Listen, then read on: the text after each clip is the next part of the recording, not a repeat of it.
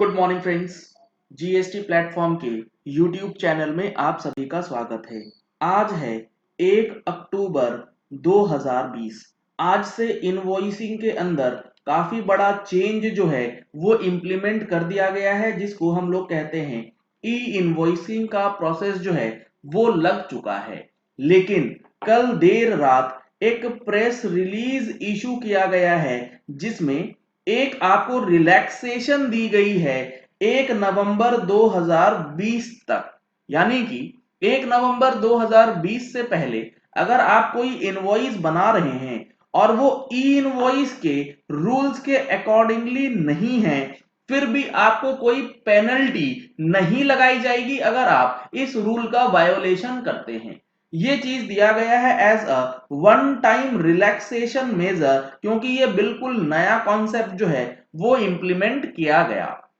इससे पहले आपको पता होगा जीएसटीआर 9 की डेट, 9C और 18-19 की 9A की डेट जो है वो एक्सटेंड हो चुकी है 31 अक्टूबर तक। इसके बाद अब फर्दर एक्सटेंशन की उम्मीद जो है वो बिल्कुल भी नहीं है। इसीलिए अगर आपका कोई सवाल है या फिर आपको कोई दिक्कत है 9-9C फाइल करने में, तो 11 अक्टूबर 2020 को जो हमारा ऑनलाइन वेबिनार होने वाला है नेक्स्ट टू नेक्स्ट संडे को, उसमें रजिस्ट्रेशन कराने के लिए आप इस नंबर पे कॉल कर सकते हैं।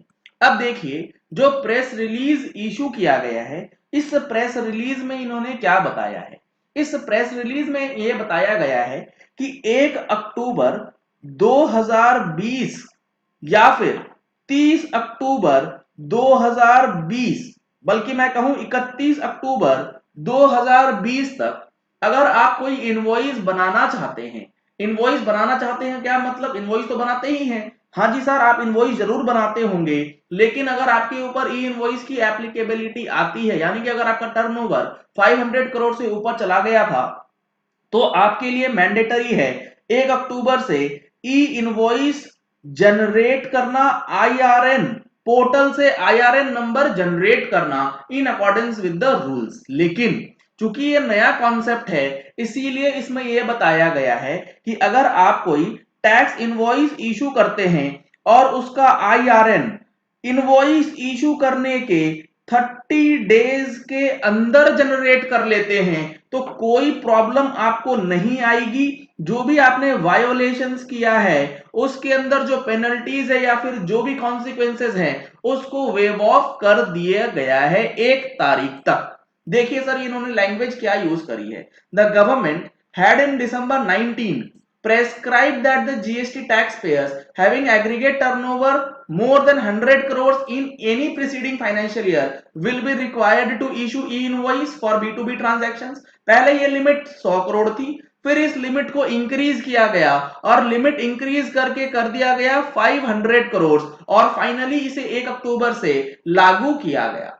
आगे इन्होंने लिखा है, it has been reported that even after more than 9 months of the first notification, जब पहली नोटिफिकेशन आई थी ई इनवॉइस से संबंधित, उसके 9 महीने के बाद भी काफी सारे ऐसे ट्रेडर्स हैं, ऐसे बिजनेस हाउसेस हैं जो कि इस फैसिलिटी के लिए तैयार नहीं हो पाए, और इस वजह से यहां पर अब एक लास्ट चांस दिया जा रहा है in the initial phase of implementation of e invoice. क्या है last chance? It has been decided that the invoices issued by such taxpayers during October, यानी कि अक्टूबर में जो भी इनवॉइसेस इशू होगा without following the manner prescribed under rule 48(4), ये आप देख रहे हैं स्क्रीन पे, मैंने ओपन करा है रूल 48 का सब रूल 4। ये कहता है the invoice shall be prepared by such class of registered person, यानी कि 500 करोड़ से ऊपर, as may be notified by the government on the recommendation of council by including such particulars contained in GST INV 1। यानी कि GST INV 1 का जो format दिया गया है उसके अंदर जो पर्टिकुलर्स दिए गए हैं उस पर्टिकुलर्स को फॉलो करते हुए इनवॉइसिंग जो है बनेगी। After obtaining invoice reference number, invoice reference number को जनरेट करने के बाद INV 01 के अंदर इनवॉइस बनाना है by uploading information contained therein on the common GST electronic portal in such manner as may be prescribed.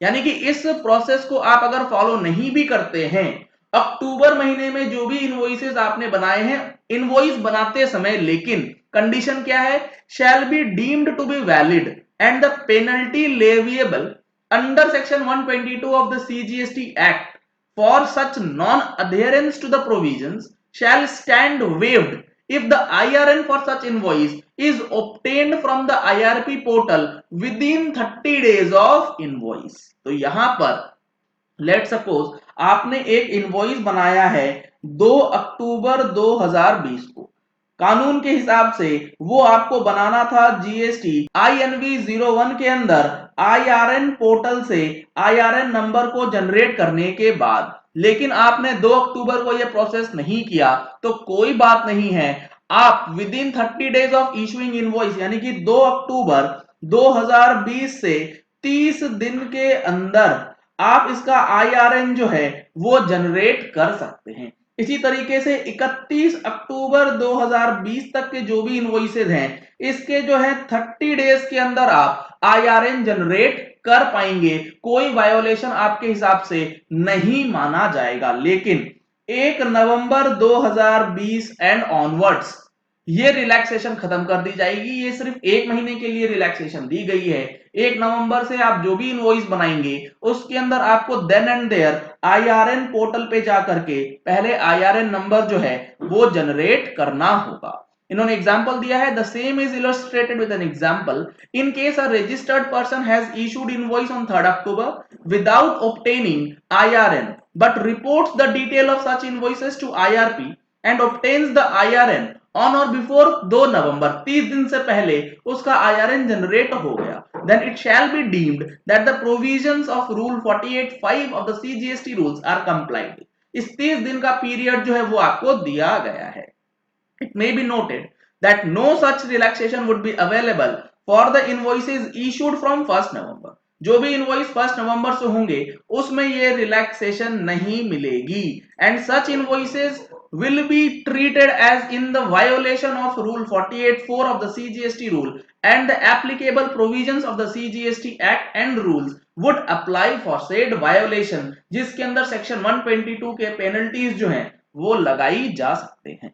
तो ये काफी बड़ा रिलीफ दिया गया है 1 महीने के लिए। अगर आप अभी तक तैयार नहीं थे तो अब इस 1 महीने के अंदर तैयारी कर लीजिए, अब ये रिलैक्सेशन आपको नहीं मिलने जा रही। चलिए इस वीडियो को यही एंड करते हैं। आशा करते हैं कि आपको ये वीडियो पसंद आया होगा। अगर आपको ये वीडियो पसंद आया तो इस वीडियो को लाइक और शेयर करना मत भूलिएगा ताकि मैक्सिमम लोगों तक ये इंफॉर्मेशन पहुंच जाए कि ई इनवॉइस का जो रिलैक्सेशन दिया गया है 1 नवंबर तक वो कैसे मिलेगा और किन लोगों के लिए मिलेगा।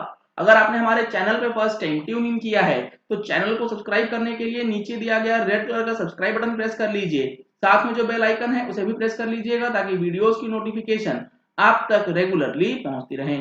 Thank you and have a nice day.